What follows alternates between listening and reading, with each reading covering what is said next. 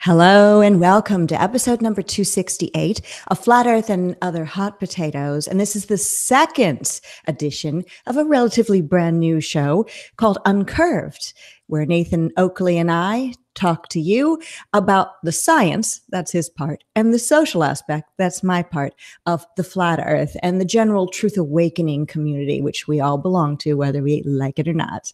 Hey, Nathan, how are you?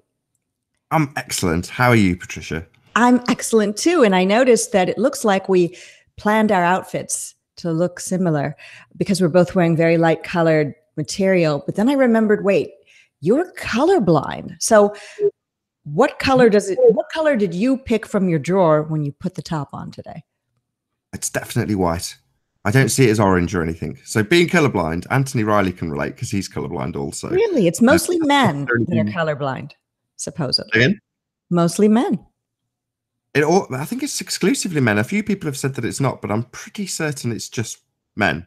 But I'm sure you have said in the past, no, women can be colorblind too. But I didn't think so. Well, does it make life hard for you to be colorblind? I think it would, picking things out. I've got some good stories of how it's made life difficult. So I once worked in a hi-fi shop, one of my first jobs when I was probably 18 or something.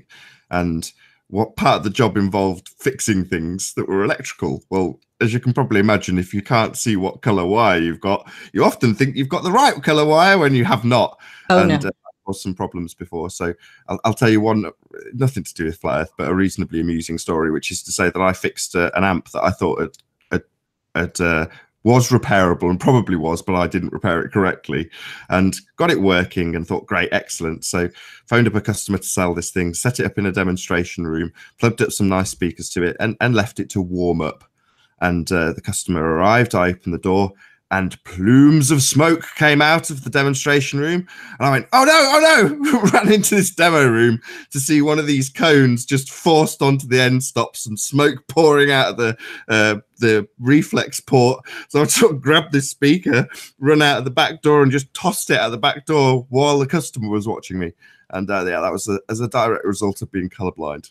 Interesting. You have two similar stories. The other one's not a colorblind story. Maybe we'll talk about that on another show, where you cut your leg in while doing bathroom home repairs and basically bled out all over your bathroom. It's one of those crazy stories, but we'll save that to another time. But that's a Christmas date. No, I don't know. I don't want to leave the audience hanging with a story like that. So a lovely Christmas tale. It was Christmas. This was probably in the year 2000, maybe 2001, something like that, a very long time ago. And I'd only just moved into here and I was fitting a bathroom, and it was actually on Christmas Eve. So I've got all of the building supplies everywhere. There's like, concrete dust on everything and tarps on it over everything that I own. And I'm fixing or just finishing off a bathroom, and the bathroom had this like side panel that goes on the side of the bath, and it didn't quite fit. So I thought, I'll just shave it down a couple of mil with my Stanley knife. I went straight through my wrist, and it just went all over the place. So I had to run to the phone with my nose dialing 999 whilst almost passing out, holding on to my wrist, which was perfectly fine. The ambulance people came, and it was obviously, there's building materials everywhere, and it's obviously a work-related accident, until I got to the hospital, and the ambulance crew did not tell anybody what had happened. So as far as all the people in the hospital were concerned, I was there with a wrist injury on Christmas Eve. So they weren't very nice to me at all. They were quite brutal, in fact. And I, of course, because I was a little bit worse for wear, didn't quite appreciate at the time why they were being nasty to me, until after the fact, a nurse that I was dating explained exactly why they were nasty to me. They're like, well, they don't want to be there. It's Christmas Eve, and you're there with what they think is a self-inflicted injury. I was like, well, it was a self-inflicted injury. They're like, no, not that kind of self-inflicted injury. I'm like, oh, right. So that would mean they'd be brutal to you. She was like, yeah, I would be. I'm like, oh, great. That's good to know in a hospital on Christmas Eve. Should you decide that life isn't worth living, you probably won't get treated that nicely in hospital. But there we go. You live and learn. So your advice would be, if you're going to kill yourself on Christmas Eve, do a better job of it. Do a better job, or probably do it closer to New Year's Eve or in the summer. Yes, that would be better. What a crazy story that is. Well, before we get accused of having a show that's got Flat Earth in the title and not talking about Flat Earth, which, well, by the way, too late. That's been going on for years. I just want to welcome everybody in the live chat. Thank you for being here. Please subscribe to Nathan's channel. His channel is listed in the description box, and his backup channel and his new website. How is the website going? I know that's under construction, and is it ready to rock? Well, it's been up and running, so if someone wanted to have a glance at it, they could. It's nathanoakley.com.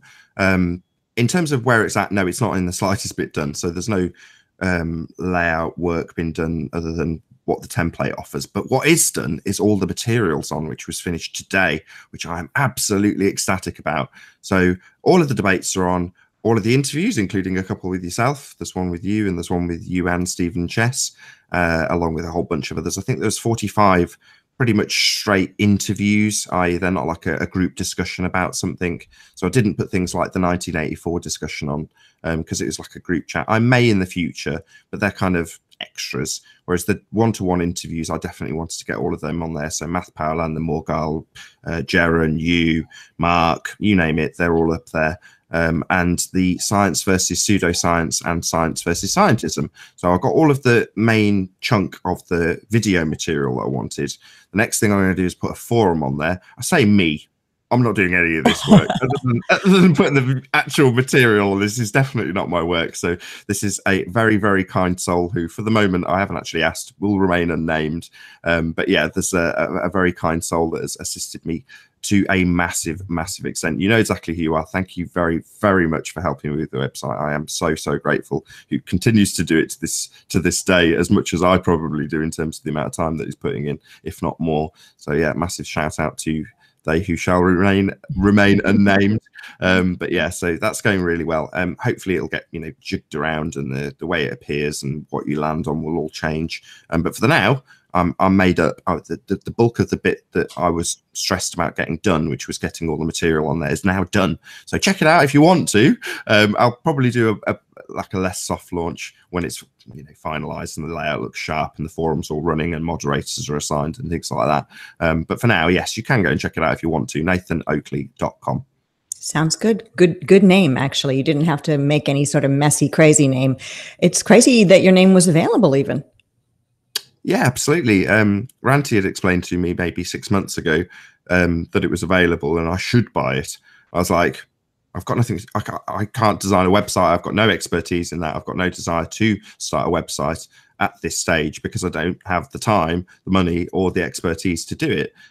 So in light of all the copyright claims that I've recently had, which are starting to lapse, I'm sure we mentioned this last show. I probably won't go over that again. I do want to find out how that's going, but continue. Yeah, well, they're just lapsing. So you probably, if you check out the feed and you subscribe to the backup channel, which is Nathan Oakley, I'll give that a plug. I said this on Jaron's show. It's a good channel. So check out Nathan Oakley YouTube channel, because that one's got the after shows and pre-shows. And as the shows begin, there's often dead air because people are joining the debates. But there's always, at some stage, a good conversation that starts up because people are just chit-chatting and it's normally around the subject. But you also get the after show. So everyone's all heated, the debate's raging, the show ends, everyone breathes out, and then they start to be a little bit more loquacious, maybe talk about things they might not have done if they were live. And that gets broadcast on the second channel. So it's obviously a smaller channel than Nathan Oakley 1980, but the second channel, Nathan Oakley, gets privy to the pre-show and the after show.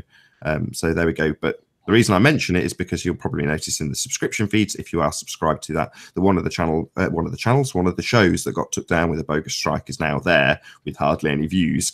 So it's like a random 3 week ago stream. There you go. 400 Wait, views. so when YouTube takes down a video because of a bogus copyright strike, when they figure out that they were in the wrong and they put the video back up, they take away all the views? Well, it just didn't have any views because it was struck almost immediately. Oh, so, I see. So, yeah, it's not that it didn't have any views. I mean, come on. Okay, so let's say you had a video that had 4,000 views and YouTube took it down under a bogus copyright strike. They figured out, because you protested, that they were completely in the wrong. And when they put it back up, does it have all the views it used to have or not? Yes, yes. As far as I can tell, yes. It would have had about 400 views live. It got took down immediately after it was live, and then it's just come back with whatever it had live in the subscription feed, as though nothing had happened, even though it's like 3 weeks later. But there we go. So you can now watch, I think it's debate, if I get the number right, 683, I think. So you can watch the uncut version as well, because that ultimately went as well at the same time. So both of those are now watchable, which is excellent. And hopefully the one before it, which I was more keen to get back, number 682, which had Paula, Knowledge Scavenger, on there. And it was a really good show. So I was, you know, I never want to see any of my material taken down. Obviously, I want all of it up all the time, which is why I've gone to so much effort with the website. Because should there be a possibility that it's all going to be vanishing into the ether, then I want to know that it's somewhere else, i.e. the website. So yeah, I was gutted. I didn't want to see Paula's bit disappear, and it's still not available. You can't actually watch that bit with Paula. The one after, where she disappears 10 minutes into the show, yeah, that's now available, and it was an okay show. You know, don't get me wrong, it was a good show.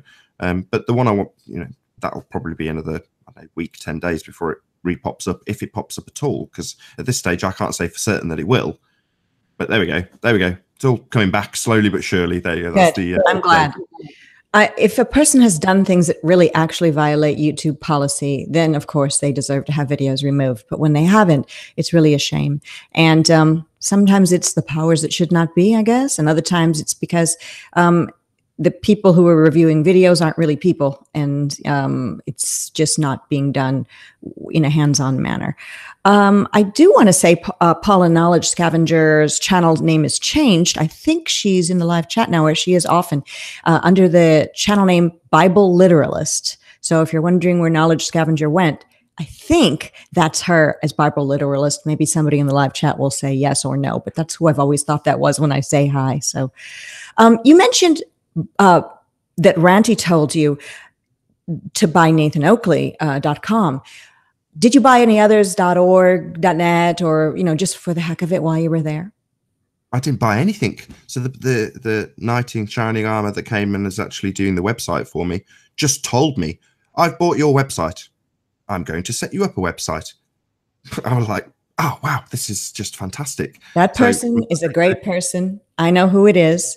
They've helped a lot of people, and 99% of the people he's helped out are fantastic people. A few times he's helped out people who ended up turning on everybody and their brother and their mother, and he regretted doing it. But he's a person who does so much work secretly without getting credit or props, not trumpeting his name to get applause or, you know, telling people he'll charge them. He just helps silently. Pretty amazing. I'm sorry I can't say his name to thank him, but I just said it was a he. He knows who he is. I did. Go ahead. I'm sorry. These people know who they are, and you know, while the conversation hasn't come up, do you want crediting for this? You know, maybe his name's on the website at some point, and someone will dig it out and dox him in that regard. But it's not really. I don't think it's the purpose of him to be in some way credited publicly for this. That's not necessarily the vibe I get from the person that's helping me. You know, this is all very elusive, isn't it? Oh, this person that's helping me. There's nothing involving Metatron for those who have a conspiracy mindset and are recording this right now and are going to make a video about it. In fact, maybe I should pose so you can get a really good screenshot of me for your hit piece video you'll be making on this video later. But yeah, no, it has nothing to do with that whole Metatron nonsense. This is an independent person who's doing this. But yeah, when it comes to buying websites, I never have desired to have a website. I'm not the tech type person. I still use Google Hangouts, unlike the way you and many others have been doing shows.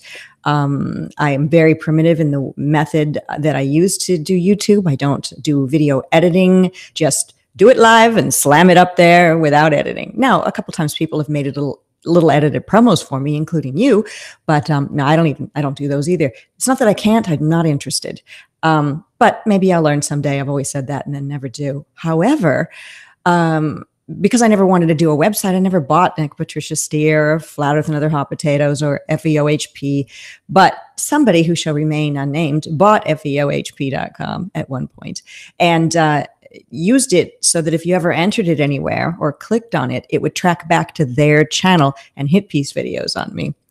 So crazy as that is, it makes me think that we should protect ourselves if you've got a few, pennies in your pocket to buy your domain name if it's available. If you are a public figure, and weirdly enough, you and I, Nathan, and everyone who does videos are public figures, even if we're tiny, tiny public figures.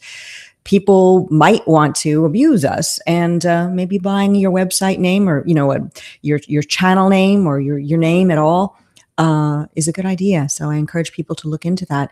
It's not that costly, and I've done it since, except for that one that I can't get. Which one should that remain unnamed? The one that you can't it's a channel that pretends to be flat earther, but only does hit piece videos on other people. That's about it. Yeah, we all know those people. Those are the people that we'll never meet, we'll never talk with face to face, and we'll never, and we don't want to. So carry on with your bad self.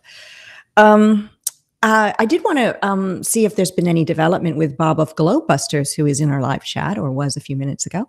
Yep, there he is.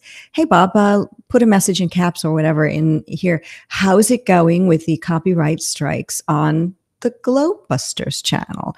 That is another channel like yours and several others that have been hit by whomever these people are. So I want to see if things are moving along with Bob. I hope so. Well, he'll mention it. He'll say something if he sees that. I do want to do a little plug for Rob Skiba. Rob Skiba is doing a show tonight, as he always does, on TFR, Truth Frequency Radio, truthfrequencyradio.com. And Rob Skiba has invited myself, Jaren of the Jarenism channel, and Mark Sargent to go on with Bob of Globebusters. All of us are going to be on Rob Skiba's channel tonight, which I believe is midnight Eastern time. Midnight Eastern time. I'll check on that. And it's without camera. It's on TFR, Truth Frequency Radio. So midnight Eastern time. And what we're going to be discussing is behind the curve. And I said behind the curve with that kind of face I just made, concerned face, because, well, it didn't turn out the way I thought it would turn out, nor do I like the name, but it is what it is. What can you do? And all of us who were in it didn't know it was going to be the kind of hit PC sort of thing it was. And we're going to discuss it tonight on Rob Skiba's show on Truth Frequency Radio. So check it out. I'll check the time. But I do want to say that Bob did respond to what I said. He said those copyright strikes, those unfair copyright strikes based on nothing, he said they're in process still. So thank you, Bob, for letting me know. Let me check on the time for Rob. There's his message to me. Yeah, it's going to be all these time zones, 11 p.m. Central. That's my time. So yes, it's going to be midnight Eastern. Most people are on Eastern time, more than Central or more than Mountain, or maybe more than Pacific. Who knows? Anyway, so what else is going on? What else can we talk about? What else have you got what have you got to bring to the table? Because I am the table. I don't need to bring anything. Last week we had I think it was us and Jaren that discussed a little bit about Dr. John. And I said I didn't necessarily want to talk about it on account of the fact that I was still in the back and forth between he and I about that exact thing. So rather than sort of saying, this is my objection and laying it out there without there actually being a response to give to the audience, there's now been a firm conclusion drawn to that back and forth, which took about a week, maybe a bit longer, between Dr. John and myself. And it was only a very, very small criticism of what I consider to be an exceptionally good observation. And I think anybody who's been keeping up with what Dr. John's doing peer-to-peer, which is in maybe a week or 10 days time, is going to be fantastic. Should it all go to plan, obviously, weather permitting. But yeah, so an excellent observation, and in my humble opinion, spoiled only by a small piece of terminology, which was the term experiment, which Dr. John sent me a PowerPoint presentation where he basically says, look, I've had a back and forth between Nathan Oakley and myself. Thanks to him, the terminology is just going to be slightly rephrased from scientific to logical. And ultimately speaking, while the roots of the scientific method may be from philosophy, The actual method itself is empirical and is set down with a method. And the method that's being used doesn't adhere to the scientific method and doesn't require a hypothesis. And ultimately speaking, Dr. John's agreed. So although it's a pain, there's going to have to be some, editing work in terms of what goes forward. Who cares? It's not been done yet. It's not the end of the world. And the point is actually strengthened my point, which is obviously of great benefit to me in terms of what I'm trying to achieve, which is to say that all of us, pretty much without exception, have been brainwashed out of the original assertion of what science is. So we're taught it at school that there's a method of inquiry that has an empirical result at the end, if performed correctly. And it's a narrow term, very, very, very narrow. And there's very few things that actually fit into that terminology, i.e. science. But yet everybody uses the term for everything all of the time. And when it's incorrectly used by our opponents on the debate, on the globe side of the argument, and an assertion of science is made where it's not required or useful, that will get pointed out. And ultimately, the end result, when that terminology is used incorrectly, is that the methodology or the observation or whatever it is lacking is deemed pseudoscience, i.e. discredited as not being scientific, because it isn't.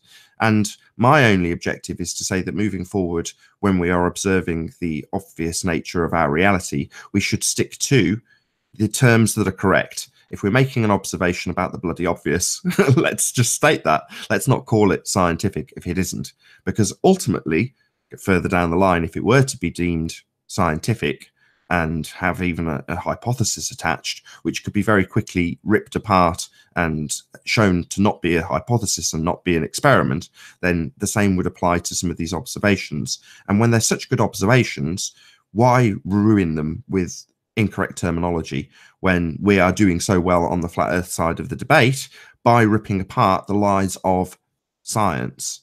Well, most of what is claimed to be science isn't science. It's pseudoscience. For example, you have astrophysics, where they are making an observation and then coming up with a just-so story to go along with it.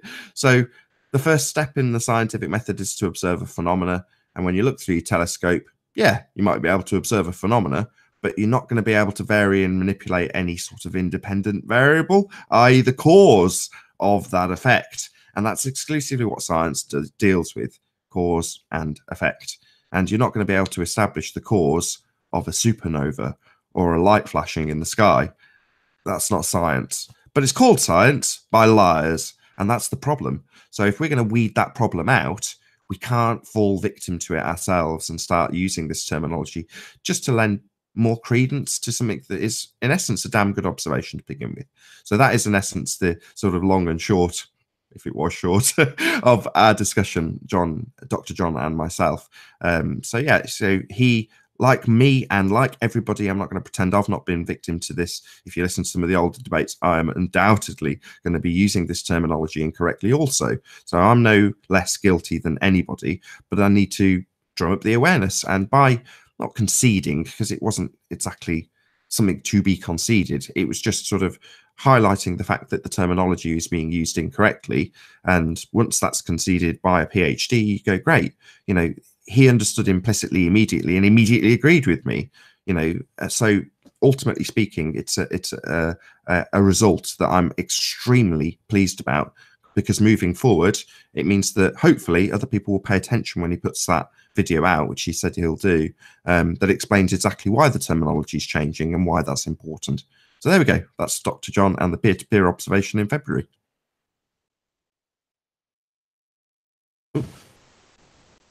Oh, you're on mute. Sorry. I love exactly how you described that. And I think somebody who's good with editing and who might be recording this, they should have captured what you said and made a video out of it. Very important. The definition itself of an experiment being misused is that happens all the time. An experiment is a scientific procedure undertaken to make a discovery, and that is according to a dictionary definition. And they say, especially in a laboratory, to determine something. But the world is our laboratory when it comes to flat Earth. So we have to change it slightly, but it is something that's been misused. it's hard to keep track of all the words that we have misused accidentally by not knowing any better, just like global. I mean, you know, there is a definition of that, but it doesn't make sense anymore. And experiment is another one. We have to really know what is an experiment before we throw it around loosely. Would you want me to tell you? Yeah, aside from a test or a hypothesis, or to demonstrate a known fact. That's what the dictionary says. That was perfect. So an experiment is, did I just throw up two? You did. Somebody should capture that too. It's something to do with this show. It makes you do these things. I don't know what it is. Of course, when you move your hands. I mean, most people have seen me on, and I hardly ever move my hands. I don't even show them because naturally we move our hands and they make shapes. Doesn't mean anything. It's underwater, isn't it? So if you're underwater, that means either okay or perfect. Well, that's what I use it for. Perfect. So you said perfect. The two words that I was going to use, which is it's a hypothesis test. So you said other than a test, a hypothesis. Well, yeah, it is exactly that. So an experiment is a hypothesis test. That's specifically what an experiment is. So if you are to perform an experiment, you must have a hypothesis. And a hypothesis establishes the cause of the effect. Now, when it's at the hypothesis stage, it's a presumed cause of the effect. So step one, as I said earlier, observe a phenomena. That would be your effect. So you observe an effect. And then the hypothesis establishes what you presume to be the cause of the effect. And then when you go forward to experiment, you establish with systematic experimentation if it is the cause of the effect. So it's as simple as that. That's all you're doing in science. The Torque the Line experiment is still being funded via GoFundMe. It's not a flat Earth experiment or a globe experiment. It's supposed to determine the nature of the world we live in. And they're trying to get $900 for the Spectra braid line to start the experiment. And I don't think that the money has been got yet. Unsure, because I'm not really involved in that. But anybody who knows about it, please let us know in the live chat. What do you think about the Torque the Line experiment from what you've heard? And is the word experiment being used right? Well, no, the experiment word's not being used right, but we won't pull that piece. Yeah, I don't want to labour that point. No, right. It's not an experiment. It doesn't have an observed phenomena. What about Torque the Line demonstration?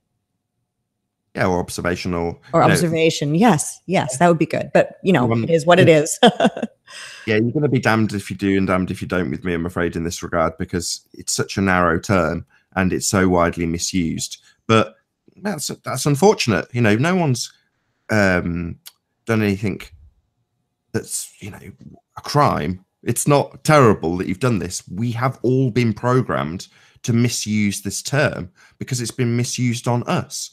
And that's why it's deep-seated into our cognition that when we're told, well, it's science, you go, oh, okay, then must be empirical, must be proven. Well, no, they just lie to you. They tell you it's science when it isn't. And like I say, I don't want everyone to go forward doing exactly the same thing, only for 3 years, 5 years, 10 years down the line when people come to these experiments and look them up, pull them to pieces like I'm doing with Cavendish and Foucault, to do exactly the same thing with Torque the Line and go, this is an experiment. This doesn't prove it's flat. It's like, well, okay, yes, that's true. But it's a really good, by then you've already lost. It's already deemed pseudoscience. But is it a good observation? Absolutely. Is it a good idea? Absolutely. You know, I remember Jaren going through it in the first instance and thinking, what an absolutely exceptional idea. If it dips below the water, you've got a curve dissecting the line, then that would show a curve, right? I mean, it's not going to happen. But it sounds good on the surface, but the line itself wasn't the right kind of line. And the man who was putting the demonstration together, Michael Stinson out of Australia, is going to refund everybody who contributed to the GoFundMe because the Spectra line wasn't, I don't know, strong enough. The line failed, basically. Yeah, that's a shame. Yeah. But There's got to be other ways. But the thing is that in your opinion, don't you think all the photography that we've done, I mean, we as a group of people, you know the names of those who've done wonderful photography work. You work with some of them. Don't you think that alone is enough? When will it be enough? I mean, what do we need to make everybody see the truth? So I'll start by saying the photos they're surplus to requirements. It's not like they're not enough. They're overkill. You don't need photographs to prove that the Earth is obviously and observably flat. And I'll tell you why.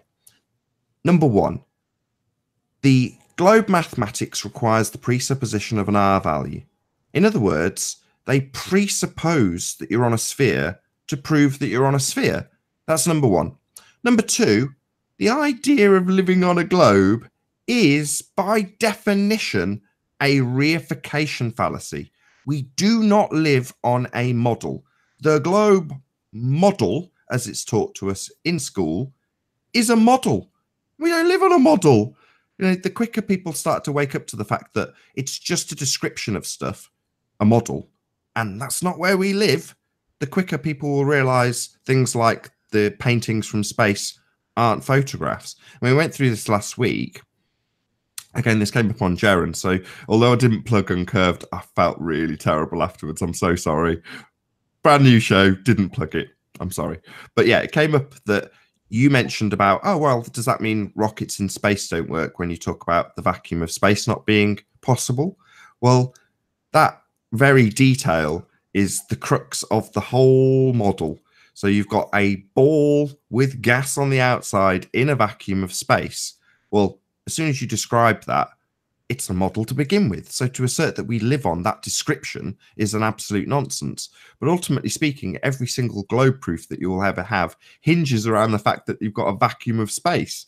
And that is a second law of thermodynamics violation. You can't have gas pressure next to a vacuum. It would disperse. It would fill the space, right? Well, all of these descriptions, all of these things that they give us as models aren't the world we live in. The world we live in is the world we live in. We observe it with our two eyes. Now, while there might be effects that we see in our day-to-day lives, or not even in our day-to-day lives, at the end of a P900 or P1000, those effects you can quantify with enough time and effort to go through optical effects, perspective effects. You can actually explain them. When it comes to the assertion that we live on a bloody model, all they can do is take those effects and hijack them, exclude perspective, and insert this presuppositional R value. In other words, make you assume you are standing on a sphere to begin with, while simultaneously making you reify a bloody model. So to keep it a bit more concise, the photos are overkill. The Earth's obviously and observably flat. We don't live on a sphere model. That's all the globe is, a model. And we are breaking these models. That's what this whole awakening is all about. We're truly smashing all of these icons.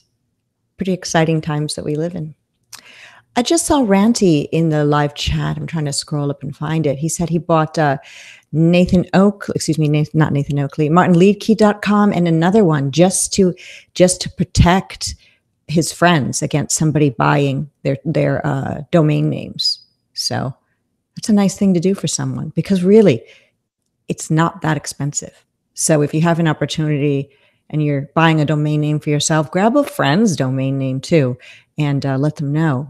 Hand it over to them if they want to use it. But a lot of us don't want websites. We just don't want somebody else to use a website or make it appear to be us.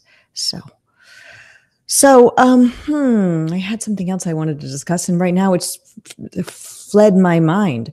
I'm having trouble on my computer right now trying to look into the live chat. So what kind of trouble? I'm having trouble scrolling. It's really weird. So anyway, hello to Joey Sylvie and Anders Ace and Brian Stavely and Lily Marie and All People, Free People. David, thanks for being here. And Ace McLeod, always wanting a shout out. Cami Aisling 717 is here too. Awakened Mind and Chilster Deluxe and Hey You and Darren Nicholson leads rules. Leeds rule says the moon does not behave like a sphere. Let's think about that for a moment. What do you think, Nathan? How would a sphere behave? Would that mean the play of light on it? Do you think that's what's meant by what Leeds rule says? Well, a couple of times I've had the moon modelled for me. So Chris Monk, when he was still on the flat side, actually modelled it out with a really interesting configuration, because I'd said exactly that to him. I said, well, the moon presents itself as a sphere and it has libration. So if you're unfamiliar with the term, it just basically means that you get to see overall 59% of a sphere based on the side that's lit at any one given time. I can get my words out. So based on that, my conclusions from viewing it through a telescope and looking at it myself and understanding how libration worked was that it presented itself as a sphere. And then Chris said, well, not necessarily. It could be Smartie shaped or cookie shaped. And I was like, no, really? And he said, yeah, I'll show you. And he modeled it and it worked. It worked perfectly.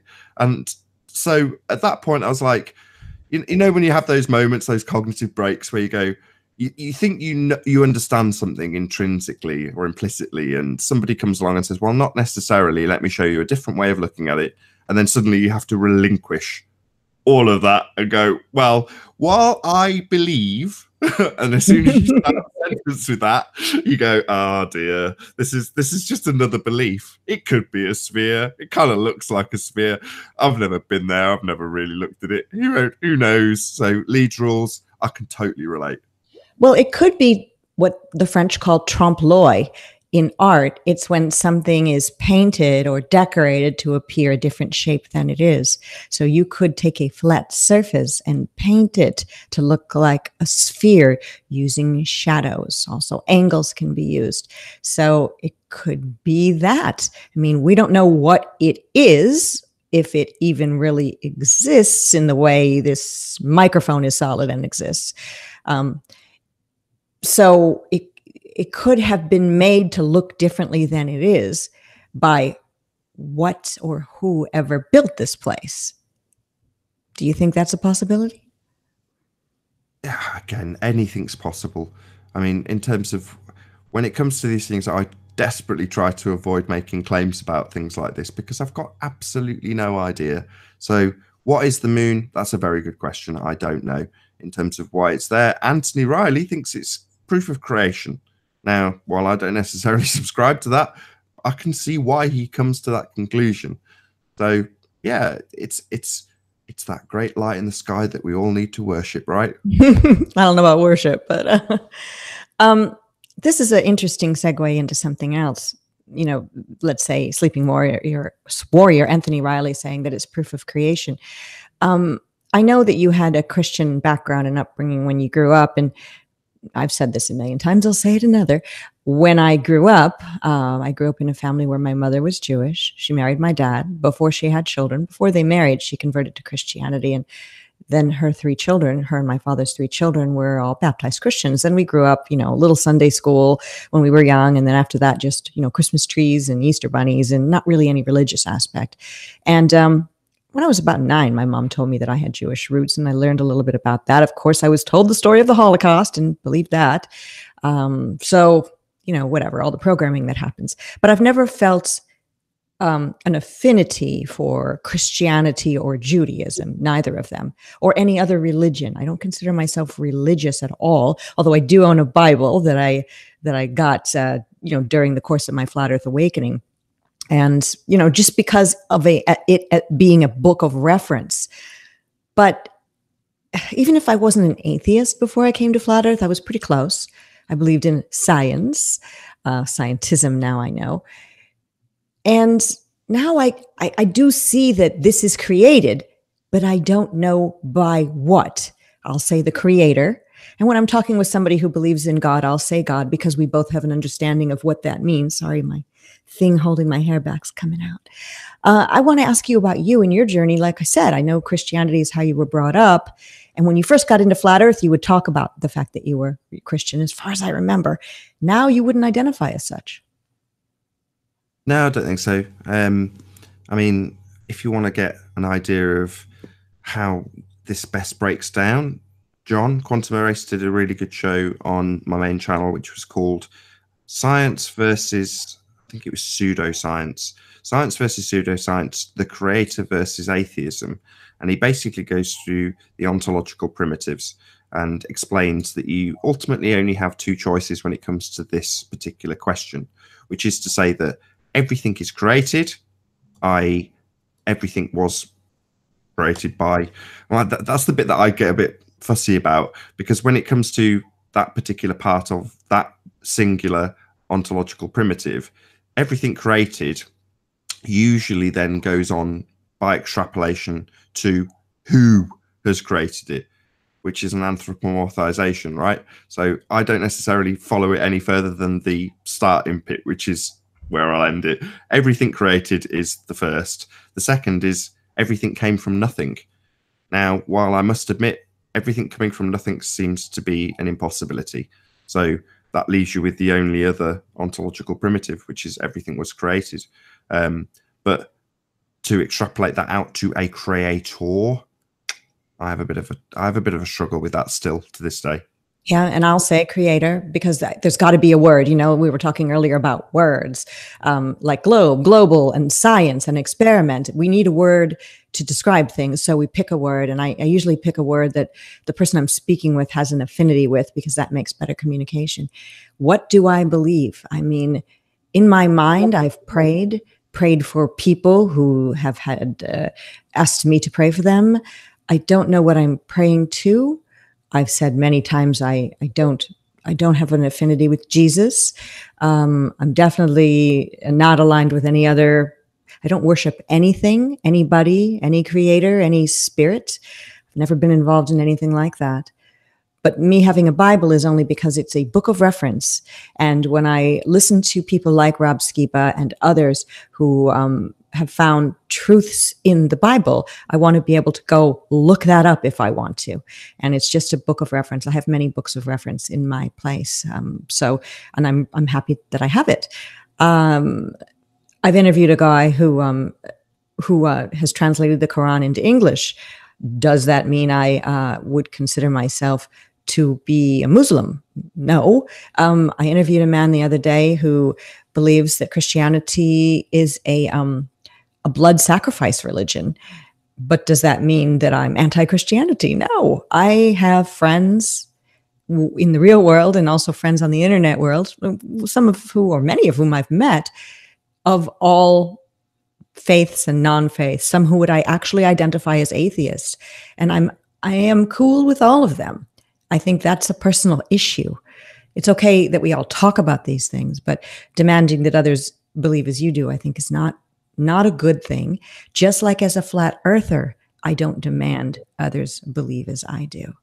So, but then again, if you have a strong enough conviction about something, perhaps that leads you to demand of others that they believe what you believe.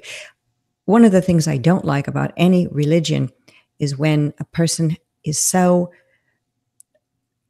enamored with it that they will yell at people that they can't be saved unless they accept the doctrine of X, Y, and Z. Being saved to a person who doesn't believe in that religion means nothing. So you just walk away like, okay, so I'm not saved. Bye. I mean, within the flat earth world, I just think we need to be respectful of everybody. And that I do consider to be a religion of respecting others. What was the name of the guy you interviewed yesterday? Joshua Michael, actually. A very interesting guy with a very small channel. I encourage people to go check it out. It's the video before this last, recorded on January 22nd, 2019. Different views than many people. And, you know, all are welcome on this channel because I want different views. The show title says it all, Flat Earth and Other Hot Potatoes. So. He had something unique, or at least up until now I thought it was unique, which knowledge scavenger Paula, I've forgotten her name already, Bible Literalist. I think that's her channel, as we spoke of her. I'm sure it's Bible Literalist now. So on Paula's channel, she, like he, went through the translations, the original translations through Hebrew. And one of the things that stuck in my mind from yesterday's show with him was when he was talking about Jesus Christ and the translations. And instead of dying for our sins, he died because of our sins.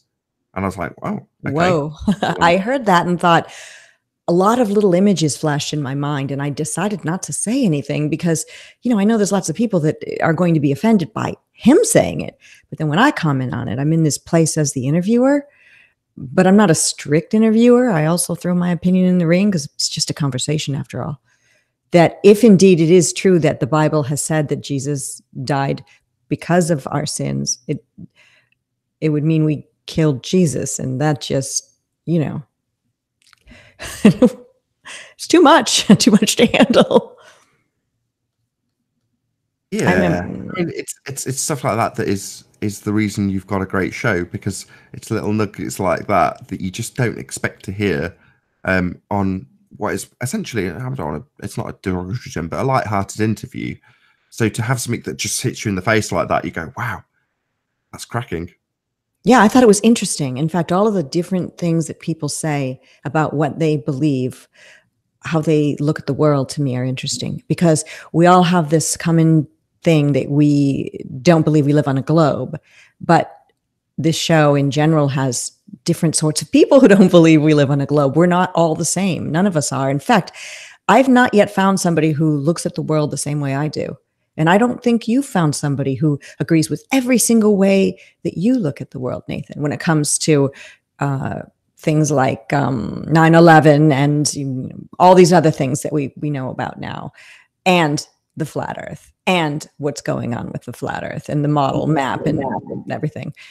If you find somebody who believes or thinks exactly as you do, I'd be a bit frightened, because it wouldn't seem, you know, those people you meet who agree with everything you say and kind of like suck up to you and pretend to be just like you. I think they're called narcissists. And then they use all that close bonding that develops in order to later try to rip you apart. So if you find somebody who agrees with everything you say, back up and reevaluate. I don't know what it is about the topic of narcissists that it seems to come back every winter. So I don't know about true for you as well, but I've started looking at narcissism videos again. It's like, oh yeah, why is it that everyone gets sort of dark and crazy at this time of year? It's like, the evil people, they come out of the shadows. So there we go. Maybe because in one other thing, you interviewed another guy as well. You mentioned 9/11, but I've two channels in the last 2 days from you, from people that I hadn't got a clue about. That's why you are who you are, but obviously it's nice to pick up new channels. So who's the other guy that you interviewed? Brian Staveley. He is here in the live chat right now, actually. Hey, Brian, good channel. Go and check out Brian. Click on the 3 dots next to his name. Go and subscribe to him. Great channel. Yeah. And, you know, Brian and I don't agree on it with everything either. So I'm not afraid of him. He's not trying to narcissistize me. So, yeah.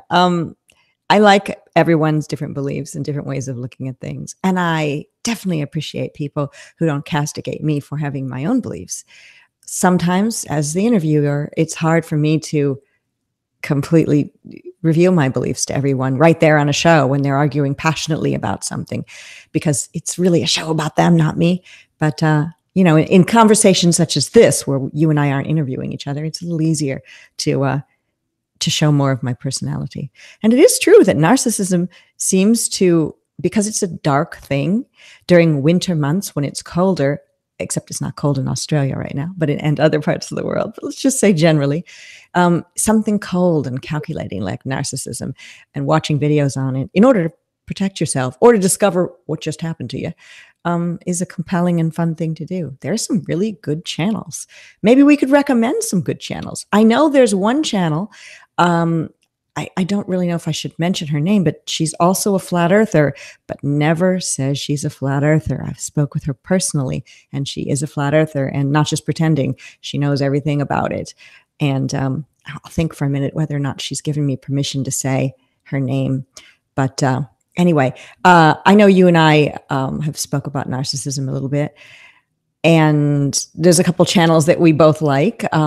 HG Tutor is one of them. Do you have any others to bring to the mix that you like, Nathan?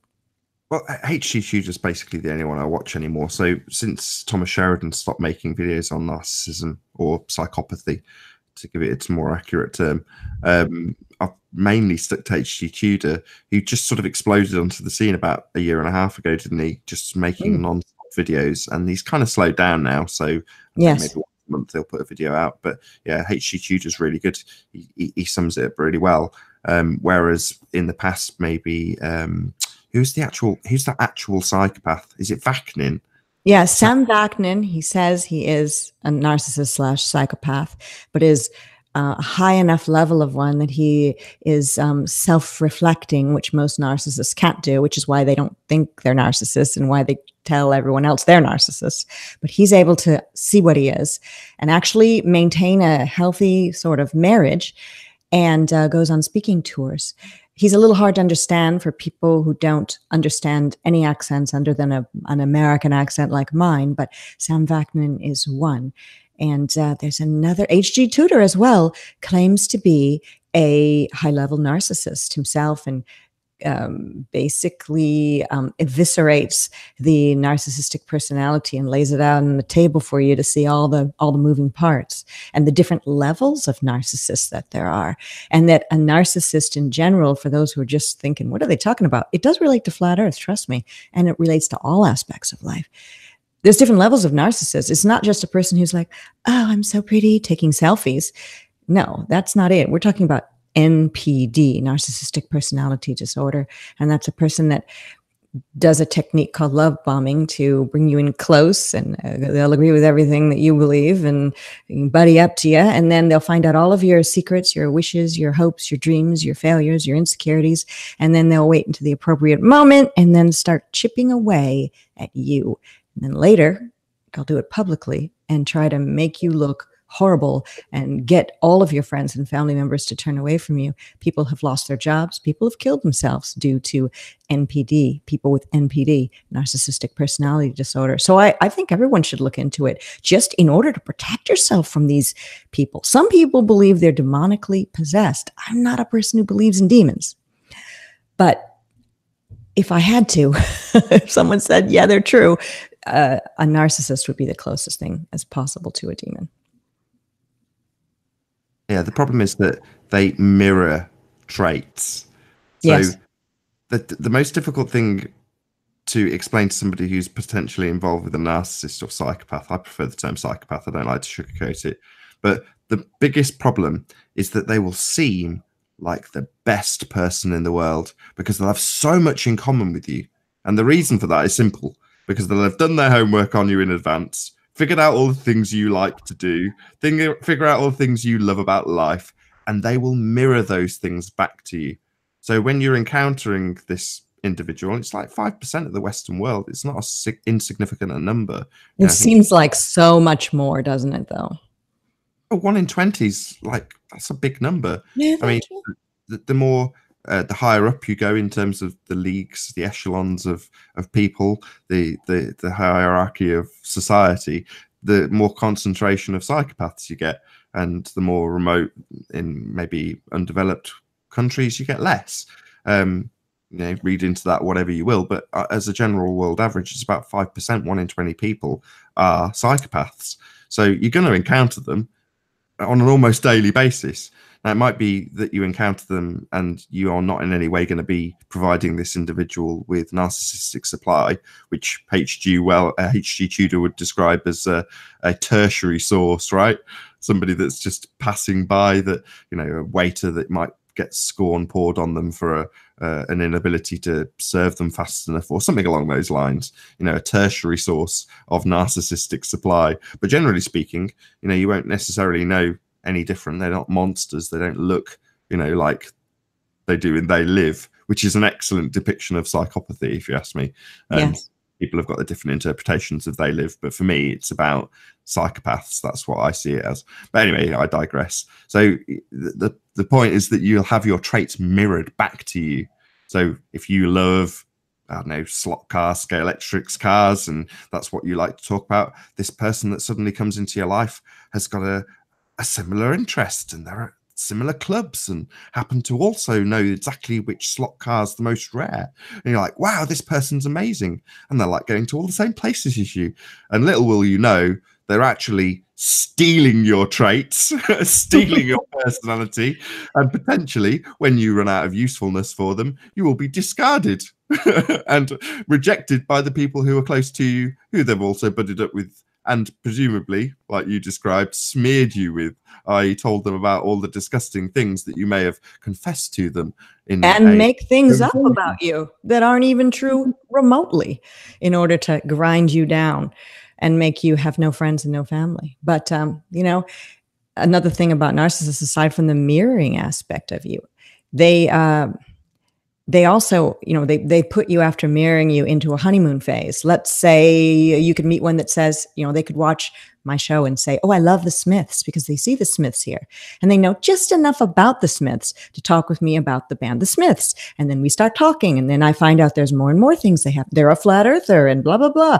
And that will continue. But then later, after the relationship ends, and like you said, the inevitable, when they discard you, and then inevitably when they do a smear campaign on you and try to, you know, ruin your reputation at your office, at home, you know, on the internet, whatever, you'll find them after you don't talk to them anymore. You'll find them elsewhere, and you'll see them. And it's like they're a whole different person. No longer are they a flat earther, or, you know, in with the same flat earthers. No longer do they like the Smiths or whatever it is they said. You know, race cars, like you mentioned, they're literally a whole different person. And that's because they've taken off one mask, which was the Patricia Steere, I'll be like her mask, and put on the mask for God knows who. The next person that's getting the boot in the butt from the narcissist. It's crazy. And, crazy. Thomas Sheridan explained it and took it even one step further. And he was saying that you would re-encounter a psychopath further down the line and see maybe like a picture of them, and then look like a completely different person as well, because they're no longer I don't know how to explain it, because he was describing it with photographs, but how you detailed it was absolutely accurate. So you've got the mask being taken off, and that is the mirroring. So if you are encountering this person on a one-to-one level and they are trying to ensnare you into their supply chain, then they will have literally put on a mask that is the mirroring of yourself. But when they are engaging with someone else, they take that mask off and put a completely different mask on. So in essence, they are empty, hollow shells of people, right? And they can only replicate and mirror, which is to say that there's very, very little originality that comes out of psychopaths. So they can only recreate, reproduce, facsimile, copy. That's what they do. So the mirroring is sort of more than just taking on the personality strains and traits of whoever they are engaged with. It's more deep-seated than that, because they can't come up with originality. They have to copy. That's all they have. Yeah, they have no face, really. They just have different masks to please different people that they put on. To some degree, we all do that. You know, if you're around your parents, you might be more polite. I'm just being general. And when you're around your guy friends, if you're a guy, you'll be more like, hey, how's it going? And we all have, but that's not really the same as narcissism at all. And if you picture a narcissist, just picture a series of people putting on different masks. But if they weren't allowed to put on a mask, they would probably implode, because there's no face there. Billy Idol's song, Eyes Without a Face, that's exactly what it would be. And when you think of what a narcissist is like, and the fact that there's no there's no one home, it reminds me of what people say about archons. Now, I don't know if I believe in archons, but I know we've all heard of archons, demonic energies. I'm not even sure what they are, but they basically suck out your life force, and they create trouble, suck your life force out, supposedly, if they exist, and feed off negative energy. So I don't know. If there are archons, I think they're narcissists, or if there are narcissists, I think they're archons. Anybody know in the live chat what archons are, if they're real? Go ahead, Nathan. I was going to say, this great movie, if you want to see it, probably the best depiction of a psychopath is a movie called Nightcrawler. So Ooh. prior to that, it was American Psycho that always got all the glory for being a good depiction of a psychopath, whereas Nightcrawler's just that little bit more subtle. And there's a scene, this isn't a spoiler alert, so don't worry. There's a scene in the movie where he's got like an assistant, and the assistant's going out of his way to help this guy. He's like a reporter, so he's out trying to gather up stories, a bit like paparazzi. But he's got this assistant, and the assistant's driving him everywhere, going out of his way, giving up huge chunks of his life to dedicate himself to this reporter and getting him from A to B.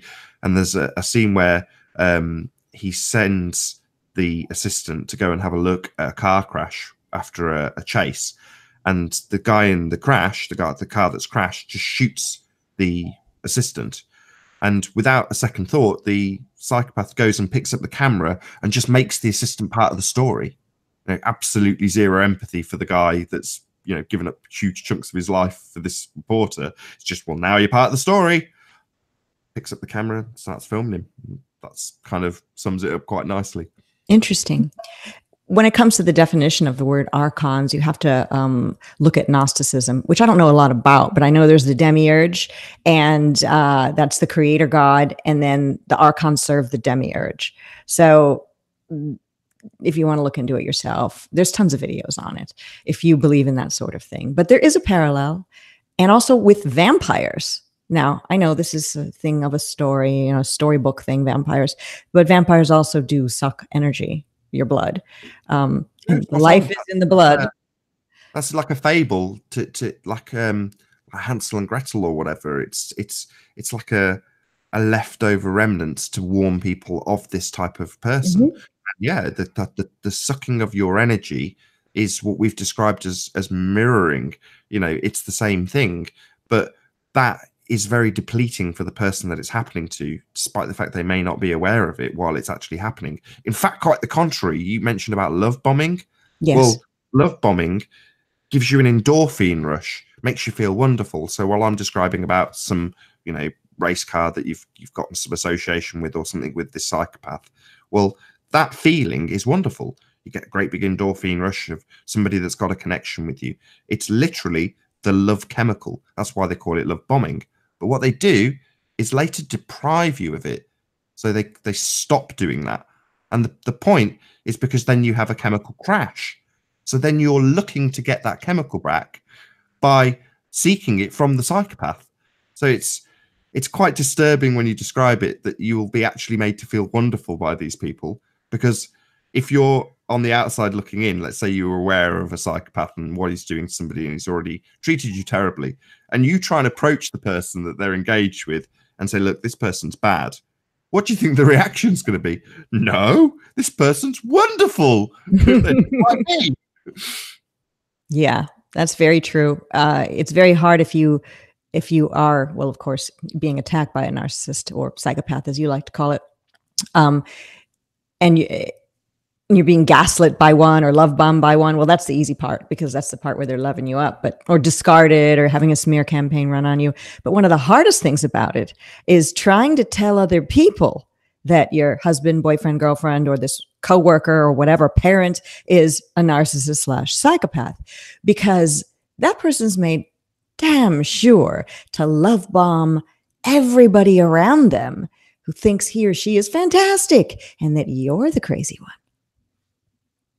Yeah, you can't, basically. That's the problem, because they have to find out on their own.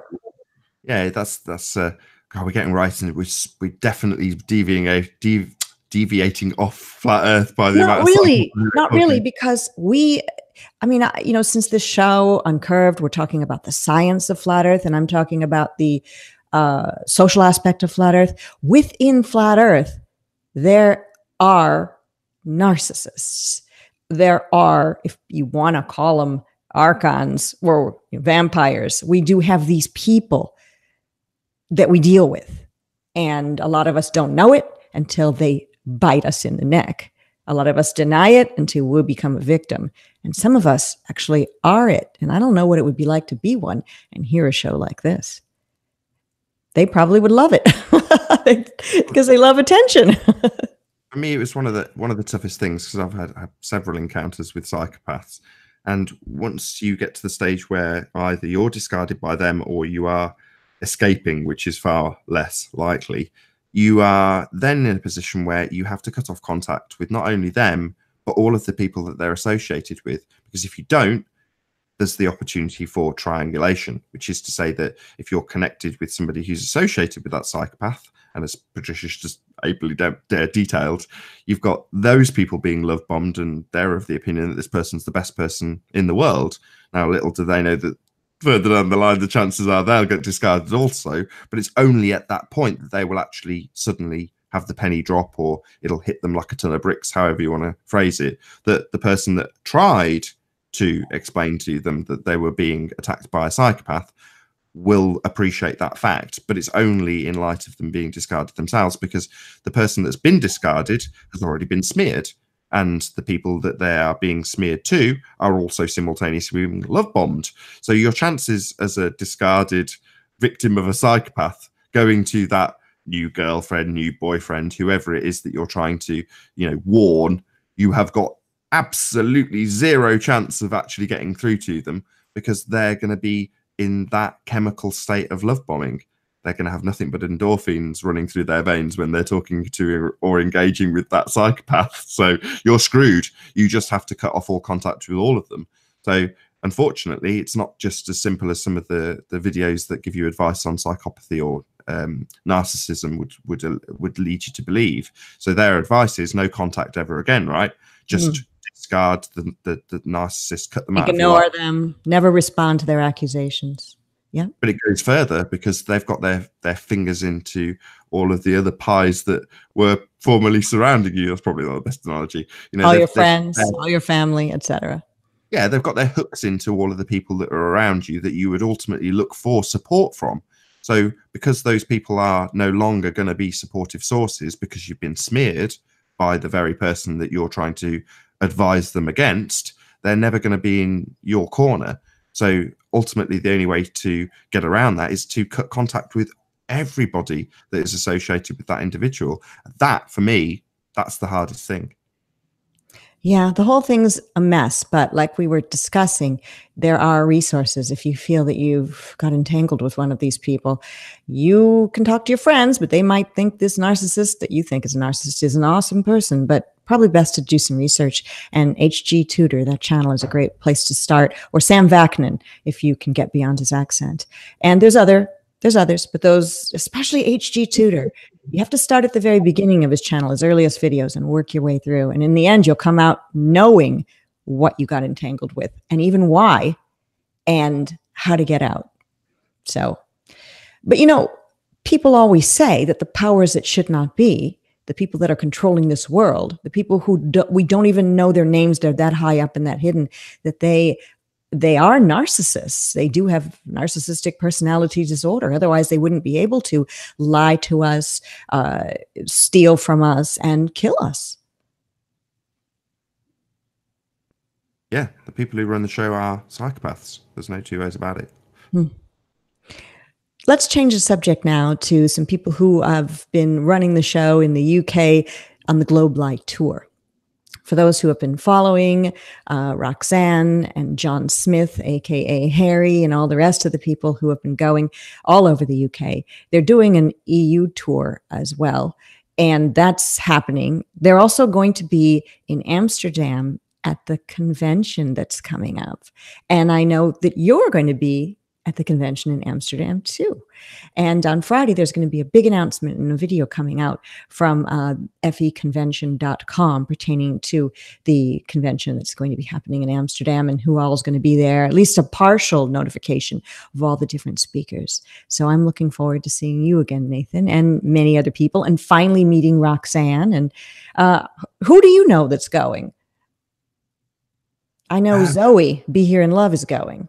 She was in the chat earlier. I can't remember if the person who told me, who's a big name flat earther, I can't remember if he said that I should or shouldn't mention that he may or may not be going. But right. Yeah, on Friday, the video is coming out that's going to announce all the names. Many of us know already, but they're even in the video that's coming out Friday are blank spaces where there are some people that have not yet even agreed or been formally announced yet. But super exciting. Can't can't wait to be a part of it. And Ranty Flat Earth is saying, woohoo, Globe Live for real. So I don't know if anybody in the live chat is planning on going. I've never been to Amsterdam before, so I'm really excited about that aspect. Have you been, Nathan? Yeah, I've been to Amsterdam. It's lovely. It's a really, really nice place. Lots of things to keep people occupied, lots of museums. I think we discussed this before, and I just remembered, I do already know that you went to Amsterdam. Yeah, maybe it was a private chat or something that we had about it. So looking forward to that. I think a lot of people are going to enjoy it because, you know, in the States, we've had a bunch of conferences, and in Canada as well. And then in the UK, we had a convention in England, but this is somewhere totally different. So it'll be great. Can't wait. And for more information, you can go to that website name that I just mentioned a couple of moments ago and check it out for yourself, feconvention.com, and subscribe to the channel and you'll get an update when the video on Friday comes out that says who the speakers are, or at least most of the speakers. So let me go in the live chat, and I want to say hi to Flatlander and Karen B and Arwin, who are here in page 42. And Raleigh, hello, Raleigh. And hey, Jibby Jedi. Jibby says, do they have museums of Tartaria? We need to get Nathan Oakley. Excuse me, not Nathan Oakley. Sorry. We need to get Martin Liedtke. I guess they have the same amount of syllables. Oops, the comb in my hair just fell out. Page 42 says that Jaron's going. So that's who I was alluding to. So if that's public information. It is now. Blame Paige. It's her fault. Well, I'm going to be one of the hosts, and we all know a couple of the other people that are going to be hosts. Dee Dee's going to be hosting. That's no secret. And the rest of the people that are going to be there will be announced by the whole convention. It's not really my place to do it. So exciting. Hello to Stephen Chess, who's here, and Zenith ABC Deadlock, who says, totally apropos of nothing, I just watched Mary Poppins in a totally empty cinema. So yeah, the new Mary Poppins. What about the classic? Wasn't that enough? Julie Andrews. I mean, I loved that when I was a child. Yeah, I watched it recently. Gets played to my kid. This is what fell out of my hair, in case anybody's wondering. It's not working. I'm trying to hold my hair back and just like spontaneously combusted. Let's see. There we go. It'll fall out again in a minute. Either it's something falling out of my hair or a cat knocking something over. Nothing I can do about either. Okay, let me say hi to Chocolate Sayin and Awakened Mind, Ryan Q. Vincent, and Flat Earth Fokker. Hello, how are you? Norb's World is here, who says there are extremists, red pill ragers, provocateurs, just angry people, fanatics, religion, FE end gamers. There's a lot of bad in this niche. I can't be in the trenches. So that's what Norb's World says. It is true if you're in the trenches like you are, Nathan, and I am, and anybody who's got a channel, or if you post a lot on Facebook or Twitter or wherever you use social media and post Flat Earth stuff, yeah, there's a lot of bad that's there. There's a lot of people attacking. But I know that there's less people attacking now than there were in 2015. Have you noticed less attacks coming your way since? I've paying attention to some very, very good advice from Jaron, which is to say he just doesn't look, unless they're, you know, of a reasonable size channel and they've got something that's constructive in terms of its address to something flat earthy, then just don't bother looking. And to be honest, I used to when they were a bit less frequent, but now there's more than I can keep up with. So there's plenty of hatey videos out for me. And I used to thank them all. I'd be like, thanks for the advert. Thanks for the advert. Yes. But now I just, you know, someone will point out a video and I'm like, no, I haven't had a chance to see it. I'm just too busy. There's just too many hater videos out there to keep up with. But one thing I was going to mention, which was a slightly different type of sort of hater attack, which is I saw Flat Out Elected do a video about Dell. And in the video, he was pointing out that there's been several hit pieces, or Dell was pointing out that Flat Out Elected had made several hit pieces about Dell. Now, I've got to be honest, I hadn't noticed lots of hit pieces from Flat Out Elected, and I am subscribed to him, unlike Dell. I'm not subscribed to, Beyond the Imaginary Curve. Same as me. Might as well give a plug out for Dell and flat out elected. But yeah, beyond the imaginary curve. But yeah, he had flat out elected and Russian vids on the channel. And from what I could gather from the edited video that flat out elected put together, Dell is saying that the pair of them are trying to put people off going to Dell's channel. And certainly the title of flat out elected's video was about Dell being a demon. I'm like, okay, well, I certainly didn't get that impression from watching the video. Just that he didn't like things you had to say and was quick to say them about flat out elected. However, the thing that sort of struck me was, well, why are you watching? So my criticism is more of flat out elected and Russian vids than it is of Dell. I mean, Dell's not my cup of tea, so I don't watch. But does that mean that I'm going out of my way to go on his show and tell people not to go and watch him? Just don't watch. But yet they're on the show. It's like you're part of the show. you're garnering the audience. So it just didn't make any sense to me. You know, he's made a nice little advert for Dell. So while Dell wasn't particularly in the forefront of my mind today, thanks to flat out elected, it now is. You know, Dell's right at the front of my consciousness right at the moment. So that was a really good advert for Dell. I may consider subscribing to Dell off the back of that flat out elected, just so you know why I call these things adverts. So, you know, Dell had a couple of good points, and it was in your hit piece video about him that I thought, he's got a good point there. Right. So I might actually subscribe to Beyond the Imaginary Curve off the back of your advert for him. So if you're trying to deter people, same goes for Russian vids. If you're trying to deter people, you're not doing a very good job. I have noticed in hit piece videos that are done about me and other people, when the person plays clips of, let's say, my show or someone else's show they're doing a hit piece video on, I find myself agreeing with whoever's on the screen. Even my own videos, I'm like, yeah, I said that, and it's true. And a lot of people will do that and think, yeah, that hit piece video on Nathan Oakley, I like what he's saying. I didn't know that channel existed. I'm going to go subscribe. And I know that's why you call it an advert. I don't know if hit piece videos make hatred of that channel and unsubscribes happen. I think they just draw more attention to it. And my only proof is 2015, when out of the blue, when I had probably less than 1,000 subscribers, when Mr. Dubé did his first hit piece on me, and you know, lots of comments he'd made before he actually had come out with. What was the title of that video? Well, I think it was Flat Earth and Other Shill Potatoes, but he'd done it. Is that Flat Earth and Other Shill Potatoes? I love it. I was happy. It didn't hurt me. And then when he came out with 2 and 3, I thought, okay, he's kind of obsessed. But that's good, because it got people to say, who is that? Who's he talking about? And there were some who went and checked it out and thought, yeah, I kind of like that. I think that's pretty cool. I like her channel. I'll sub. So it helped my channel grow early on. And there's some who just believed Eric's portrayal of me and never actually watched any videos. I've even seen comments like that, like all she talks about is cats and only has people with masks on their faces on her show.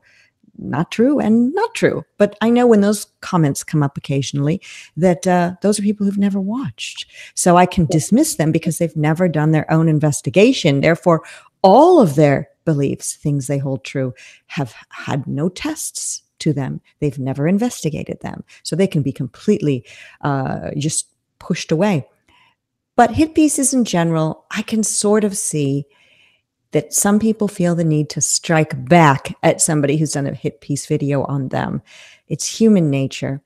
I remember even when I was young, being angry at somebody, and my mom would say, count to 10 or rip up a paper bag, she would say. She even would hand me a paper bag to rip up to get my anger out. Also, if you've ever written a letter back in the days when we used to have a pen and paper handy as opposed to a cell phone or a tablet, if you wanted to respond to somebody, write the letter, they used to say, and put it in a drawer. Go to sleep. Wake up in the morning and reread it. And most likely, you won't mail it. You'll throw it away. So getting it out of you is a great idea. But maybe putting it in the internet is not such a great idea, because it will have the opposite effect. It will backfire. More attention will go to the person who's actually trying to hurt you, and less attention will go to you. And you'll kind of look like a big bratty baby. And who wants to look like that? Yeah, I've done that a couple of times. You write out an email, you put it in draft, you wake up in the morning and you go, needs more vitriol. Yeah, for you, that's what you'd say for sure. Funny. Let's see. Stephen Chess is in the chat. Raised by Gypsies. Hey, Mark, how are you? Hello to Five Arts Liberalis.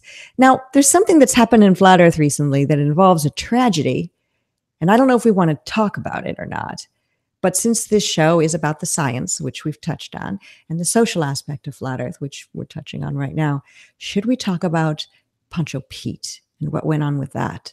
Do you know much about it? Should we just let that go? No, I think we should talk about it. All right, let us begin. So in the past week or so, somebody had sent me a video that Pancho has done, and I've been sub for a long time to his channel, and I considered him a friend. He started doing transvestigations and playing transvestigators videos on his channel and having his panel talking about how everyone's a tranny. And many people who are watching this were called trannies. You might not know it, but it was pretty much everybody in Flat Earth.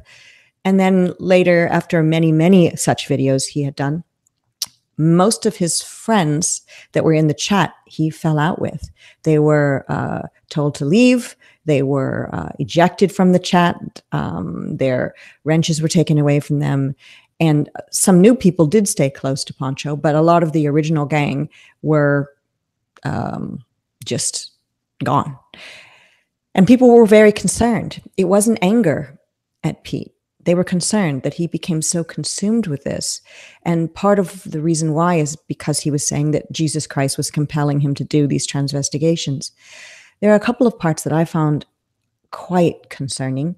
Not that he was transvestigating, and really not that he was saying that everybody was transgender.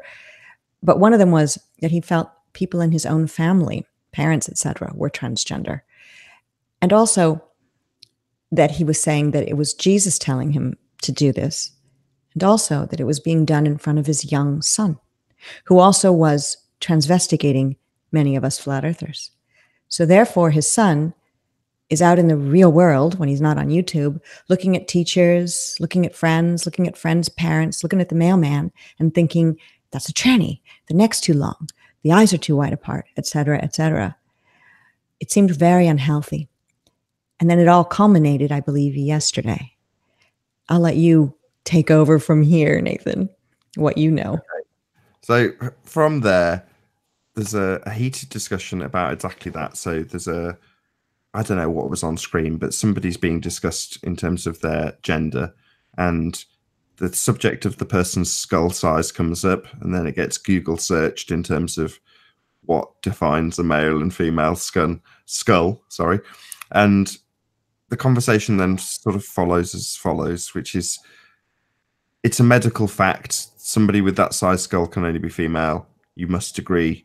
No, you're a demon. Then get out. Get out. And then the guy's like, well, come on, but. And no, get out. No, but.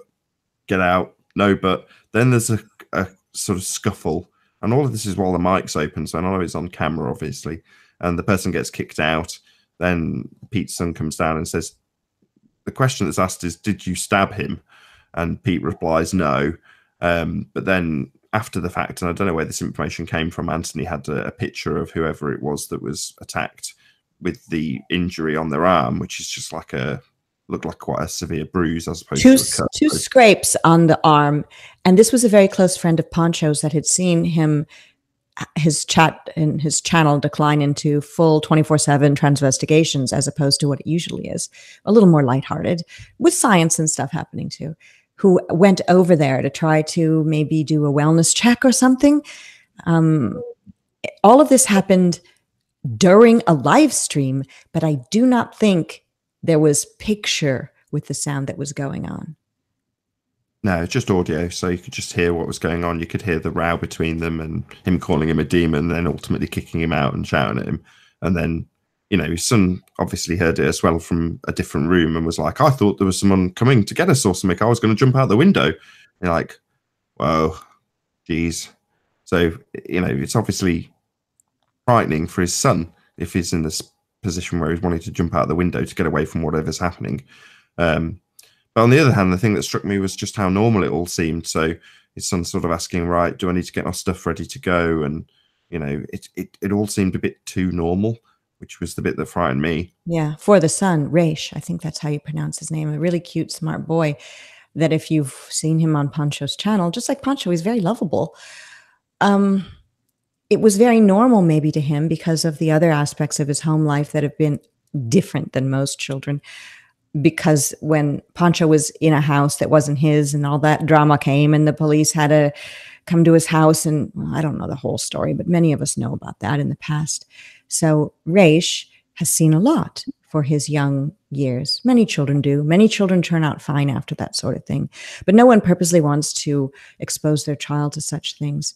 And I don't know if Raish's life will be forever impacted by the fact that he now thinks that every man is a woman and every woman is a man, even members of his own family. Pancho was even saying he's not sure if he's a man. A lot of that had to do with religion. And the thing about Pancho is, I could say that maybe he needs a break, and I think he's taking a break. And that is wonderful that he's taking a break. I don't wish him any ill. I'm not even mad at him. It's almost like he was taken over. And I'm not saying by demons. It's not my thing. I don't believe in that stuff. But it's like he was swallowed by this transvestigation thing that's happening on YouTube. He became a victim of it. And I hope for the best. I don't know what's happening with him. But I know there's nobody out there, even the guy who got cut by the knife or bruised or whatever it was, who hates Pancho. So we wish him the best. Do you have any final words on it? I'm going to go in the chat and see what the chat has to say, because people probably know more than me about this. Well, Jibby Jedi just summed it up beautifully. He said, look, we're not mad at Pete. We just want him to be well. And couldn't agree more. You know, we're not detailing this because we're annoyed at Pete. Far from it. It's out of a feeling of concern for Pete and his family, you know, and I think you're absolutely right. I think he's been burning the candle at both ends. So eventually that's going to take its toll. And I think this is the result of that. Yeah. Well, we wish Pete well. No one bears him ill will. And I hope his friend, who I don't know, who got the bruise / cut or whatever it is going to be fine. I heard so, but it's just sad. And, you know, kind of makes flat earthers look a little crazy. We don't want that. But yet. No. Makes trans investigators look a bit crazy. Oh, I do want that. Because during some of the time that he was doing the transvestigations on screen by showing flat earthers pictures and, you know, Jaren and saying he's a woman, and, you know, of course, what are they going to say about me? We all know that old story. And everybody, you know, you too. He transvestigated you. You're a woman. Congratulations. If you'd like to come borrow my clothes, let me know. Everybody. You just name the person. And if there was a picture of them on the internet, they got called the opposite gender of what they are. But the transvestigation. I'm going to use Jaren as an example, because Jaren's probably about the same height as me, right? You've met Jaren. Yes. You're about the same, tall. But without sounding too personal, Jaren's quite a big guy, right? But a big guy. In other words, he's a big, what we would call a bloke here. You know, he's got the frame of a bloke. He's a over 6 foot tall guy, same as me. Dell supposedly is a woman. You know, Mark Sargent is a woman. Dell. Okay, you know. I mean, it always used to crack me up when you got trans investigated, having met you, because you're absolutely tiny. You're like this little strip of a woman, you know, and to call you a guy is just absolutely preposterous. And the same goes for, I was going to say Jaren, but me also, you know, I'm over 6 foot tall. I'm not a small guy, you know. Maybe there's giant women out there that are the same frame as me and Jaren, and there's teeny tiny little guys out there, but they're pretty few and far between. And, you know, I've only got YouTube to go by, but I've seen a few crazy trans videos out there where, you know, people who are transgender, or whatever the term is correct, please don't shoot me down if I've got it wrong, but they go a bit nuts in a shop or something, and someone videos them, and typically, I've got to be honest, they look like their original gender to me. You know, if they're dressed as a woman and claiming to be a woman and demanding that the shop assistant calls them a woman, it's like, well, they've got my frame. They're 6'2". You know, it's like, okay, well, you might want to be referred to as a woman, but ultimately speaking, you look and present as a man. So what are you going to do? So all these people that are like, wow, this subtly, you know, petite woman, that's clearly not a man, but people think they are because of what, a skull on a YouTube video? Right. Like, and in a YouTube video, the size of your skull, for example, do we really know what it is when you're looking at a screen? Is that a good measurement? How big is this microphone? How long is my hair? You know, it's impossible to determine unless you've got a measuring thing next to whatever it is to show what the size of something is. Plus, on screen, if you put something very close to a YouTube video, it looks big. Okay. All right, we're done with those combs. Sorry, guys. If something's put close to the screen, like if I put this very close to the screen, it looks huge. It's a matter of perspective, right? Back here, it looks small. So when people say someone's face or skull or whatever is huge by looking at somebody on a capture of a photograph or a YouTube screen, it's not a way to measure somebody. Really, only in real life can you determine these sorts of things. You don't need someone's clothes off to do so. And hair's an example. Okay. If I were a man, I will use me as an example. Most men, not all men, but many men don't have the ability to grow hair as long as mine. Many men, almost 56 years old, as I will be next month, are balding or losing a lot of hair, like right here, if not completely bald. So how do people who really transgenderify, is that the word? How would a man who made themselves into a woman through an operation, and we all know they're not really a woman, it's just hormones and knives, how would they be able to grow hair like me? I don't think they would be able to. It's a wig. That's what they'd say. I know, but I've proven many times it's not a wig. So, the whole thing's dumb. The whole thing's dumb. Now, are there people who are transgender or who claim to be? Yeah, there are. But it's not the people that are being accused of it. So I could say it's normally the other way around. It's normally, let's use a guy as an example. A guy who wants to be identified as a woman, having the issue of people not identifying him as a her because he looks like a guy. So it's not normally the case that you've got somebody that looks like a woman that you have to really look closely and study really subtle things about them to figure it out. It's normally the other way around. It's normally a transgender person complaining that they're not being called the actual gender. Yeah. They don't present as it. Right. They want the rights to use the bathroom with the gender that they identify with. They want to get the legal rights of whatever. I don't really know all the stuff they want, but they want all those things. It's a guy walking into a lady's bathroom and being stopped, and then them going, look, clearly I'm a woman. Well, oh, right. Oh, I see. Yes, you do have long hair and you are wearing a blouse. So, yes, I must let you into the ladies' bathroom then. That's basically what the problem is. Not the other way around, that there's people who clearly look like men and women, respectively, being claimed to be the opposite when they're subtly hiding it. Just nonsense. And the fact that on Pancho's channel, he was playing the quote-unquote Transvestigation videos of the channels that are known for that. And those sorts of videos are a subtle form of brainwashing, because once you watch enough of them, you might be convinced that there's no real women in Hollywood. You really will walk away thinking it. And then you've got to go back to logic. No real women in Hollywood? Is that literally possible? Marilyn Monroe was a man? I mean, on and on and on. I don't think any of these things are possible. Maybe if you do the same thing, they start with quite a medical sounding explanation for what makes a man and a woman. Then they move on to pictures of Britney Spears and say, look at the shoulders, look at them, look at them, look at those shoulders, look at them. And that's what they do. Like you say, it's just brainwashing. Yeah. It's a mess.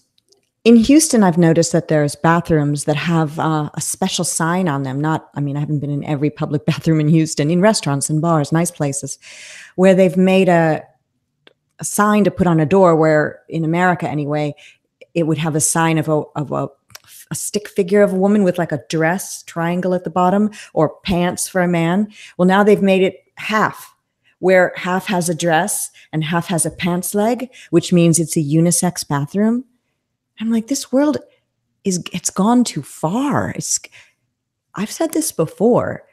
I live in a neighborhood.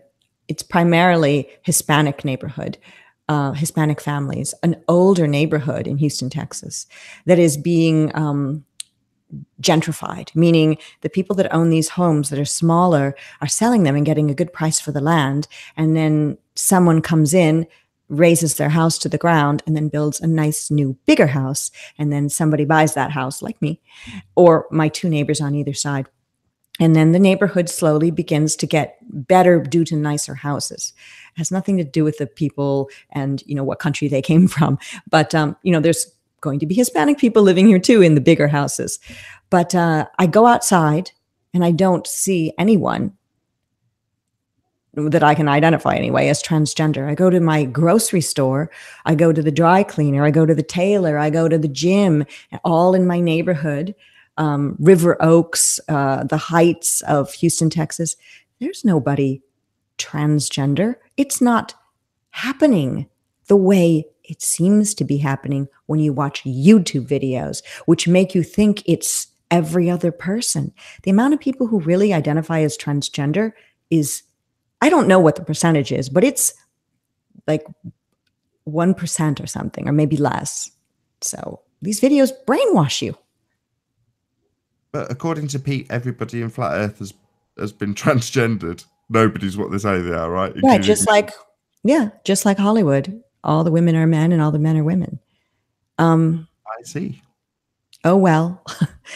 Oh, well. Pete, get well soon. We all still love you and wish you well. And he has some good friends standing, Jibby Jedi, and he has some good people standing with him. So anyway, Joey Sylvie says, come on down to New Orleans, where he says that there may be more transgender people. Well, New Orleans is a whole different animal. I live there and I don't remember seeing that, but I did see men dressed as women. I don't know if that means they're transgender. That just might mean that in that party carnival atmosphere of Mardi Gras, people wear costumes and paint their faces. And there's a lot of gay people. There's like a gay area, but there's no such thing as like a transgender area. Like there is the Castro in San Francisco, which is a gay area. And around Bourbon Street in New Orleans, the residential area, there's a lot of gay people who live there in gay bars. But anyway, people are thinking the trans thing is much bigger than it is. But there is one thing about the trans thing that I do think is true on a serious note. Forget about those transvestigation videos, that it is being applauded in mainstream media as being something that we all should embrace. And that we hear these stories of parents and their child and them giving hormones and operations, allowing the child at a young age to go through all of that. And it seems to be very short-sighted because we all have done things when we were younger that we regret when we're older. There's people who get tattoos removed they got when they were young because that tattoo at that time meant the world to them. And now they're no longer dating Sue or no longer love, the band U2, and they want that tattoo gone. Well, what if you chopped off your genitalia, your breasts, because of a young decision that you made and later you went to regret it? There's really no coming back from that. You'll never be the whole human you were born to be. So I don't like the media pushing it. There is a whole sub-community of people that are exactly what you've just described, i.e. they have hastily transitioned. Let's get the terminology right. So yeah, they're like in need of support because they want to transition back.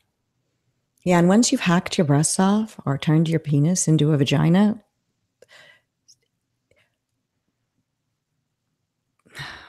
I don't have any words for it. Mental scarring, your whole life is not going to be that life that you started off with originally. It's really sad, really sad. Oh, we need to change the subject. Let me go in the live chat and see if somebody... I don't like to. Oh, Trouble About says, what happens in the Olympics? Can she or he compete as women or men with the body of the other? Yeah. Chibi Jedi said there's no peeling the banana and putting that peel back on. That's true. Literally and figuratively. Comic and yet very graphic at the same time. Yeah. Thank you, Jibby. We can always rely on you. Anyway, I've seen the videos about Michelle Obama, and, I don't have any decision on whether or not that's just a very large African-American / Black woman or if it's transgender. Could be. I don't care. Really don't care. And, Cammie, Aisling717 says it all. It's so wrong. How does an 8-year-old know their sexuality? They don't. And, Closet Steve says it's being pushed and applauded for some reason.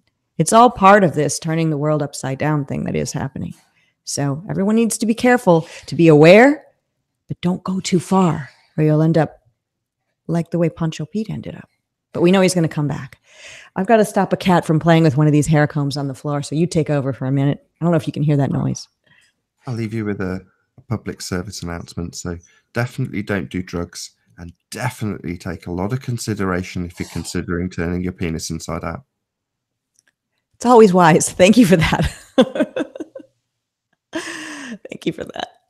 Well, I think we've had a good show. It's covered the social aspects of Flat Earth, as well as a little bit of the science in the beginning. We've learned a lot about how hair combs don't stay in your hair unless you use hairspray.